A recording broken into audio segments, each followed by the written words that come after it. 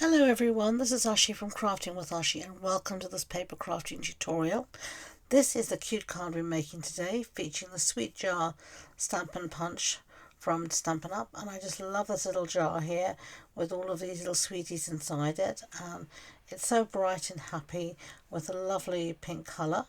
So you could put anything you want in this jar. You'll see in the stamp set there's lots of different options here. You can have flowers, you can have hearts, you can have sprinkles, but I mean the world's your limit, your imagination is rather your limit. You could put anything in there. I think it's just a lovely idea.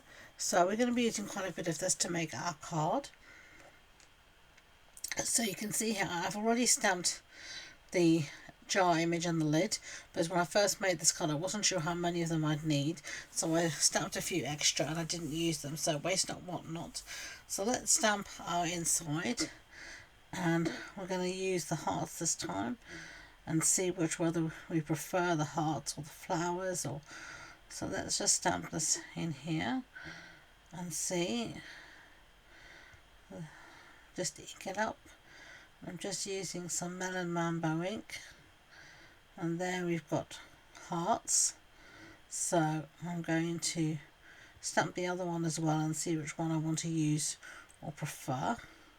So let's put that back in our little home, and let's have a look. I'm going to stamp the sweeties again and see which one I'm going to prefer. So just straighten everything up a bit and ink everything up a little bit, and then down, hold, up. Lovely. Now I'm just going to stamp it a second time just to make sure I've got a good impression. Yep, I'm happy. Right, clean that up, and then I'm going to look for a little sensor to stick in there. So you can see I'm going through my sentiments. I've decided I'm going to use the candy, and I want the sentiment that says happy birthday, but it's too big for my little space, so I'm going to do some masking. So initially I'm going to use some post-it note tape. I'm going to mask the birthday, and then I'm just going to ink up the happy, take away the masking tape, and I'm going to put happy there, and then give that a good clean. Make sure it's clean. Then I'm going to mask off the happy, and just check there, ink it up so it's just got inked up on the birthday, and then I'm going to put birthday underneath. You could cut apart your stamps as well, but this is just an easy way. So now my little sentiment says happy birthday. So that's a really good trick to be able to mask your stamp sets so that you can then change the positioning of the words. Alright, so now we can punch this out using the matching punch. So I'm just going to clear the decks quickly. Give ourselves a little bit of space and room. And I'm just going to cut these apart. Save that other one for another day. Now this is the matching punch. So I'm just going to put this in the punch.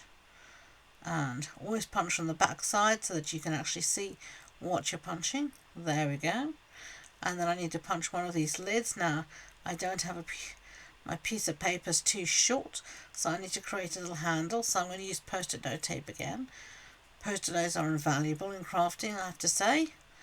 And I'm just going to use this to create a little handle and punch. And now I've got my lid, and I can use my post-it note paper again and again.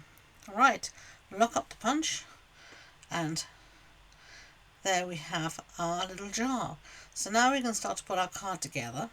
So I've got a piece of designer series paper here, and you'll find all the measurements will be on the blog post, and you can find the link to the blog post in the description box below. And this is a timeless plaid designer series paper, and I'm just mounting it on some Melon Mambo cardstock, and then I am going to put this on my card base, and this is thick basic white. So the standard A6 card base, that's an A4 sheet cut in half and then folded in half.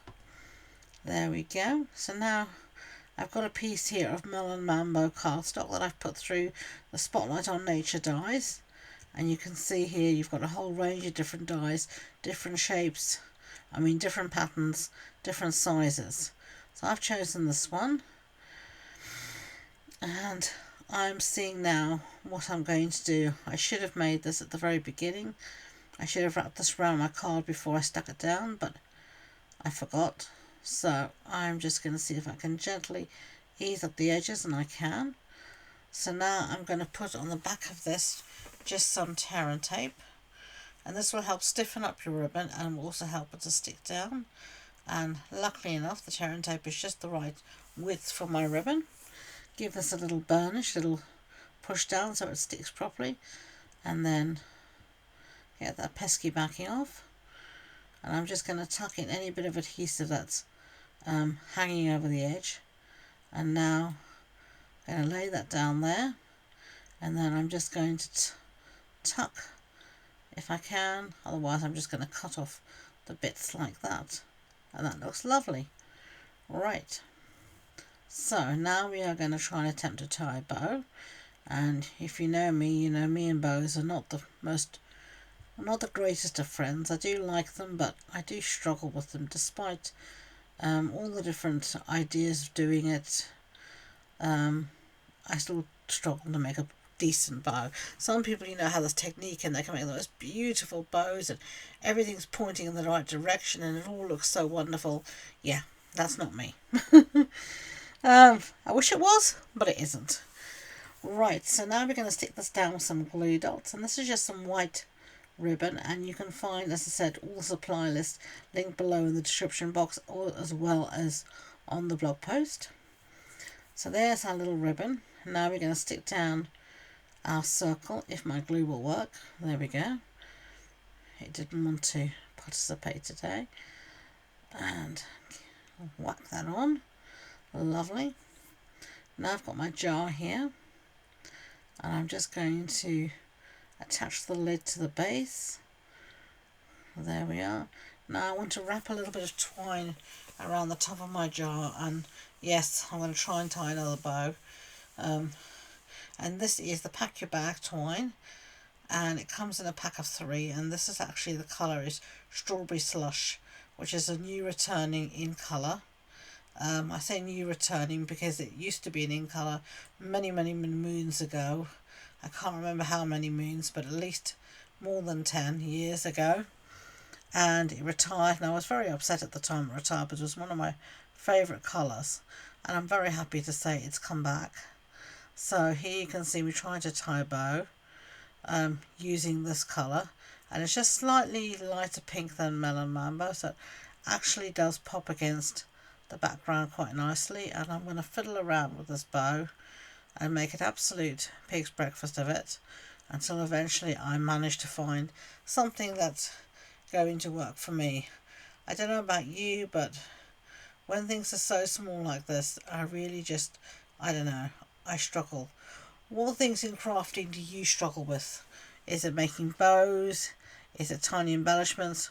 What thing in crafting really causes you to struggle? Okay, there. And I'm going to put a little bit of glue at behind the bow, the knot of the bow to try and hold it. And we're just going to say that is what it is. Right, so let's stick this down to our card base. And to do that, we're going to use some dimensionals. And I've got some normal size dimensionals, and then I've got some what I call my baby ones as well. So, quite a few on there. As you know, I'm always very generous with my glue. And with my dimensionals, I want a nice even dimension. I don't want anything to go missing. So I've stuck that down now.